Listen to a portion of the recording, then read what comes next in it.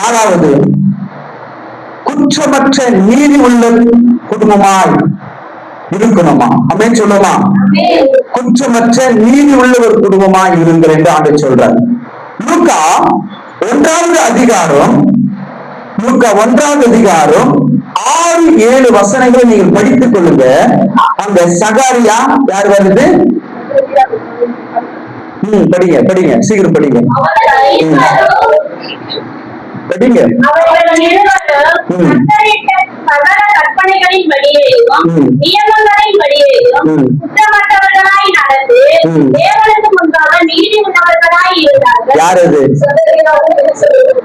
ஒருத்தர் வாயில்தான் வருது. யாருன்னு கேட்டா ஒருத்தர் தான் கீழே சந்து வருது.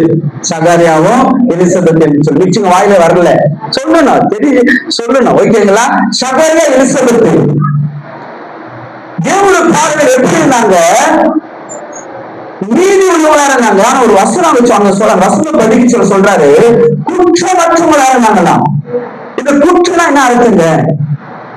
குற்றம்னா என்ன அப்படின்னு பார்த்தா, எல்லா பாவத்தையும் உள்ள அடக்கி சொல்லக்கூடிய ஒரே வார்த்தை தான் குற்றம் என்ற வார்த்தை.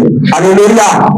நம்ம சொல்லுவோம்ல, ஒரு பாவத்தை பத்தி சொல்லுங்க, நான் பொய், திருடல், கொலை பண்றது, ஒன்னு சொன்ன எவ்வளவு சொல்லுவோம். அப்ப இத்தனை பாவங்களையும் உள்ள அடக்கி சொல்லக்கூடிய ஒரே ஒரு வார்த்தைக்கு பேரு தான் குற்றம் என்று அர்த்தமா. அது இல்லையா? இது எப்படி தான் இந்த குடும்பம் குற்றமற்றவா இருந்தாங்க. ஒரு பாவமும் செய்யாததற்கு அவ்வளவு நீதி உள்ளவர்களாய், கர்த்தருடைய வழியிலே சூப்பராய் நடந்தவங்களாய் இந்த சகாரியா எலிசபெத் குடும்பம் இருந்தாங்க. அமேன் சொல்லுவோமா? அமேன் சொல்லுவோமா? நீ குற்றமற்ற ஒரு குடும்பமாய் இருப்பாயானால், கர்த்தருடைய பார்வையில தவறான காரியத்தை அப்புறப்படுத்தி கர்த்தருடைய பார்வை நீதி உள்ள குடும்பமாய், குற்றமற்ற குடும்பமாய் இருப்பாயானால், உன் சந்ததியில கர்த்தருடைய ஆவியை சொல்றாரு, தீர்க்கதரிசனம் சொல்றாரு, உன் சந்ததியில கர்த்தருடைய வல்லமையான ஊழியக்காரர்கள் எழும்புவாங்க. வல்லமையான ஊழியக்காரர்கள் எழும்புவாங்க. உங்க சந்ததியில எழும்புவாரு. நீ பக்தியுடைய சந்ததியை வரணும். தேவன் இருக்கணும்.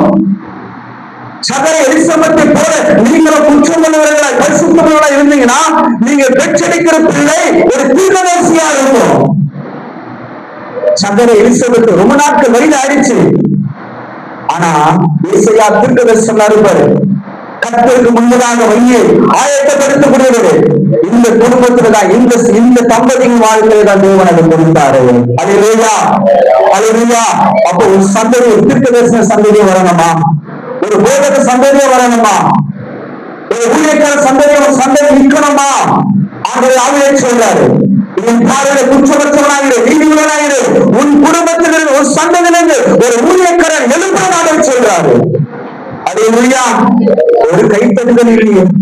விசுவாசோட கை கட்டி ஆமென் ஆண்டவரே ஸ்தோத்திரம் நடக்கட்டும் ஆமென் சொல்லணுங்க. ஆமென் ஆமென் சொல்லுவோமா? அப்ப தேவனுடைய பார்வையில குற்றமற்ற நீதி உள்ள குடும்பமா இருக்கணும்.